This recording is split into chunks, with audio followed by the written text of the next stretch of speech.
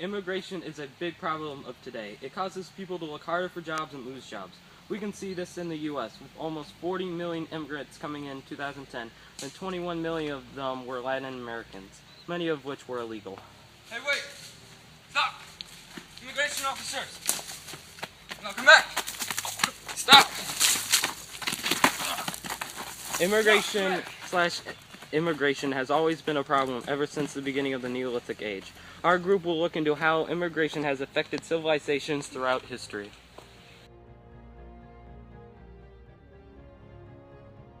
Before immigration was such a big problem in the U.S., Israel had a big problem. In 1948, 1.6 million Jews who were in the Holocaust migrated to Palestine and took over, creating the State of Israel. By 1970, 6.1 million Jews had migrated to Israel. Many Jews migrated to Palestine, overtaking the people there who were Muslims. The Muslims were kicked out of the Holy Land, or the Holy Land Jerusalem, causing friction between the newfound country and its residents, with the Muslims who were there prior to the Jewish arrival. This relates to our topic of how migration can be a problem to those who are invaded. This migration had a positive effect on the Jews because they finally got the promised land back after being sent there since the time of the Roman Empire. But this migration also displaced many Muslims who are already there, showing that migration has its negative. As we move back from the Jews to pre-World War I, there was a lot of conflict starting in Europe. Throughout the 1880s to 1914, many people came from Europe to escape the war that they saw coming. This was known to us as World War I. 2.3 million Germans came to the U.S. throughout this time, as well as 1.5 million Italians. This immigration of people to the U.S. flooded places such as New York with tons of people, causing great inflation in urban city growth and overpopulated many cities. This great migration caused lots of poverty to those who were coming and made it hard for those immigrating to make a living. The increase in workforce also caused an even greater unequal distribution of wealth. This shows how migration had a positive result because many of these people escaped war for a time. It also shows the negative side of migration, such as if the destination is not equipped to maintain that amount of people.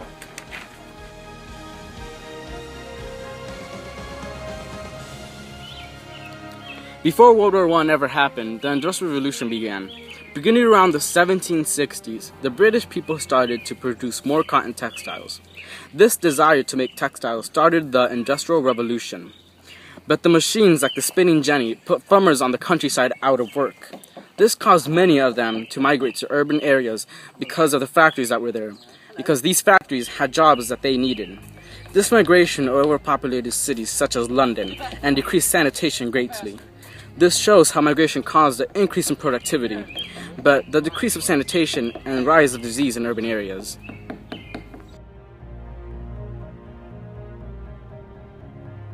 Migrating is a huge factor in the African slave trade. African slaves were usually shipped via cargo ships to the East Coast Americas and Western Europe in the 16th, 17th, and 18th centuries. The slaves were used to produce crops and plants such as sugar, tobacco, and coffee. African slave trade caused the beginning of a social hierarchy. Slave trade also caused an increase of population in the New World and a decreased population in Africa.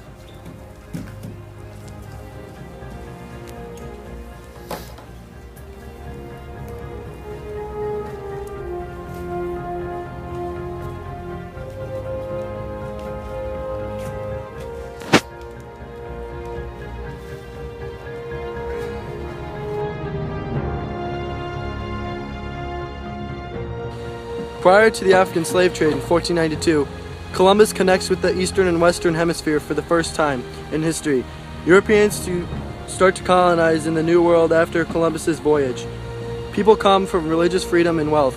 Europeans start to remove Indians out of their land and put them in preservations later in history.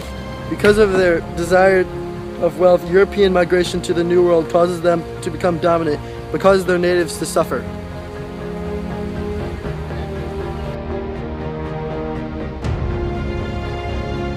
Before the Mongols took over Asia in 586 BCE, the Babylonians and the Jews had poor relationship and there was a lot of friction between the two. Eventually, the Babylonians took over the Jews and forced them to migrate to the Babylonian capital, Babylon. The Jews then adapted to a new environment and began to farm and become very wealthy, while some became slaves. Then, in 538 BCE, the Babylonians were taken over by the Persians under Cyrus the Great's rule.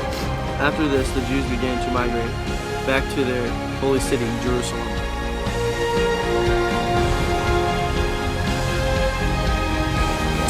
Before Columbus's voyage and during the time from 1279 to 1368 CE, the Mongols migrated all over Central Asia and took over China, Russia, Central Asia, Iraq, and Iran. These nomadic tribes were known for ransacking, raping, and pillaging cities and villages. Genghis Khan, the main leader of the Mongols, raped many women, and how many people in Asia can be direct descendants of Genghis Khan's, and the Mongols are main cause to spread throughout Asia, showing a perfect example of another way of migration.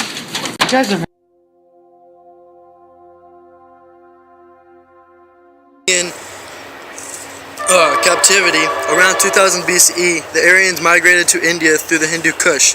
The native Indians and Harappans moved through the Aryan to the Ganges River Valley because of the climate change. The Harappans integrated with Aryan, and the culture of the Harappans died out. But the Aryans brought them with the Vedas, Sanskrit, and the castle system. This formed India's Hinduism. This shows a positive migration because of the creation of India's culture and religion, but a negative for the Harappans whose culture was practically lost.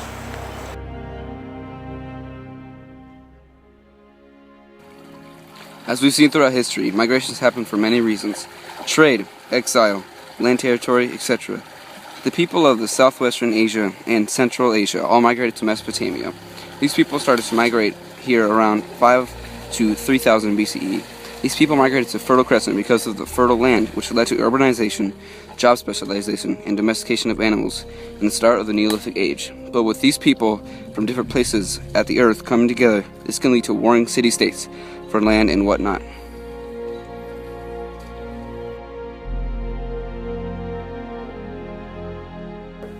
Now that you've seen me without my shirt, and you've seen me jump the border, You see me beat up, and you hear how weird my voice sounds in the recording. we hope you realized how immigration and migration track all the way back to Mesopotamia. Even though it's had its positives, like the spread of culture, it's had its negatives, like destroying one, like the Harappans. Immigration has a bad connotation nowadays, but back then in the Neolithic Age, it was referred to as a good thing because it allowed for job specialization and it made survival much easier. Sexy. Dang. That was nice. Dude, you nailed it.